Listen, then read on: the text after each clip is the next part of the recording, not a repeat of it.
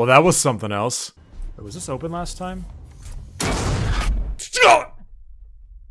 Welcome everybody, my name is Brick York today, and I want to introduce you to my Alien Isolation PLP review. PLP standing for Post Let's Play. If you're a follower of my channel, you should know that I've released a 21-part Alien Isolation Let's Play. The playlist is in the description if you haven't seen it yet. However, I wanted to hold my final thoughts and opinions on the game for a separate video to allow for a more casual but also unbiased review of the game. When you just finish a game, especially one like this, there are tons of emotions and things like that that can cloud your judgment, and so I want to take some time to digest the game and arrange my thoughts about it. This isn't going to be a full-fledged game review or anything, but I feel I'll do my best to convey my feelings about it the best I can. Also, I'm going to use the Let's Play as background footage because, let's be honest, reactions are awesome. So the story of Alien Isolation is very simple. You're Amanda Ripley, Eleanor Ripley's daughter, many years after she went missing from the original Alien movie. You are told someone may know information about your missing mother, so you go out to the now defunct space station Sevastopol to find out what you can. Bad shit goes down, you get separated, and now you're on your own with your good friend the Xenomorph hunting you down. That's the basic gist of it. You spend the majority of the story finding ways to contact your ship and get yourself off the station. It's not too complex, and it works very well for the setting.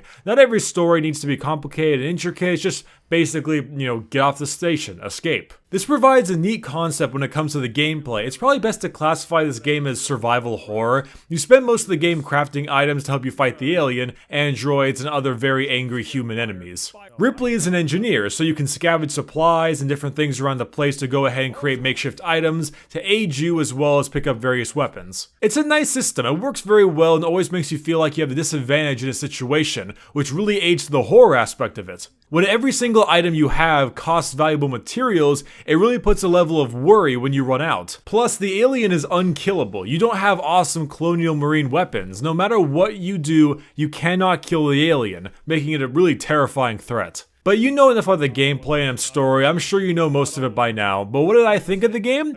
I thought it was an honest blast to play. Now you know me, I am bad at horror games. I despise horror games and movies and everything in between. I hate horror. I'm such a little bitch. But what Alien does well is that it's survival horror with a ton of tension and suspense. Are there jump scares? Yeah, and I hated every single one of them. But the tension is still incredibly well done and really provides that atmosphere. Oh, and speaking of atmosphere, I am so fucking happy to say that the developers really took the Alien license to heart. So often, companies get their hands on a movie or game license and don't do any justice and just kind of shit all over it. Creative Assembly did such an amazing job at capturing that retro futuristic style that we all know and love. I am a huge fan of the Alien series, and to see them do so well with their style choices makes me so damn happy. Which brings me to one of the coolest things this game has to offer, which is the Alien AI. Now, the AI of the humans and androids are hit or miss, but the Alien is something else. I played the game on hard mode, and while every single game's AI will act dumb occasionally, the Alien is really smart. It continually adapted to the way I played, patrolling areas I made noises in multiple times, becoming more aggressive, or staying on patrol for longer than normal.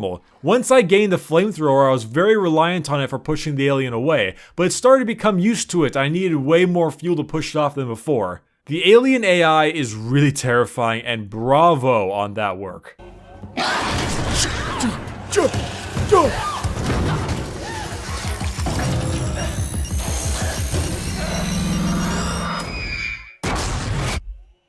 The Alien license also provided a very nice setting to use. The lighting and map design team did a phenomenal job at using the lighting and the overall kind of fucked up nature of the station to their advantage. It looks just so scary with the flickering lights or swaying lights or the bodies and debris strewn all over the place. Ugh, it's so well done. Now, those are the things that the game does the best. Survival horror gameplay, map design, alien AI, and license appreciation. Doesn't mean it's completely free of flaws though. One of the more underlying problems with the game are the characters and the voice acting. Now, I wouldn't call the voice acting bad per se, but it all just kind of feels very flat. With the exception of one or two characters, most of the dialogue either feels kind of forced or just comes across as choppy. This includes its characters. The facial expressions and dialogue don't sync very well, and none of the characters are very memorable at all. The main characters, including Amanda Ripley, are just not that interesting enough to really warrant a whole lot of interest, with one or two exceptions, of course. Also, and this is especially true near the end of the game, you get a lot of objective extensions due to some problem. You know how in a movie they're just about to finish something like a huge objective, they're just about to finish this big thing, and then crap, something goes wrong at the last second. Now, 1 or 2 of these are okay, but they start to get really common near the end. There's always something that goes wrong and keeps on extending your main objective, and that kind of pisses you off. Also, there is a pretty decent segment of the game where you have to fight an abundantly large amount of androids and humans. Far too many, in fact, that took very long to fight the alien again. I must admit, I was kind of missing fighting the alien after a while, since it is the main attraction. Now, fighting the androids and humans are okay to a point, but a lot of the tools you get are meant to be used to fight the aliens, so a lot of it either feels useless or it feels like you're wasting too many materials.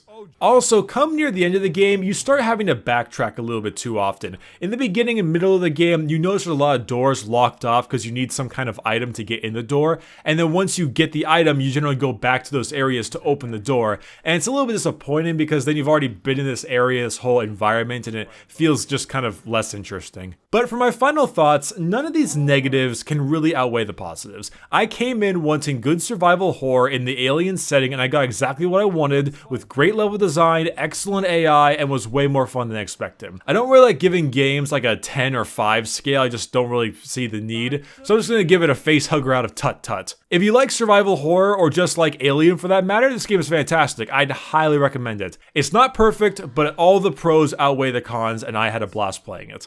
Thank you all for watching, and I'll see you next time. Bye-bye.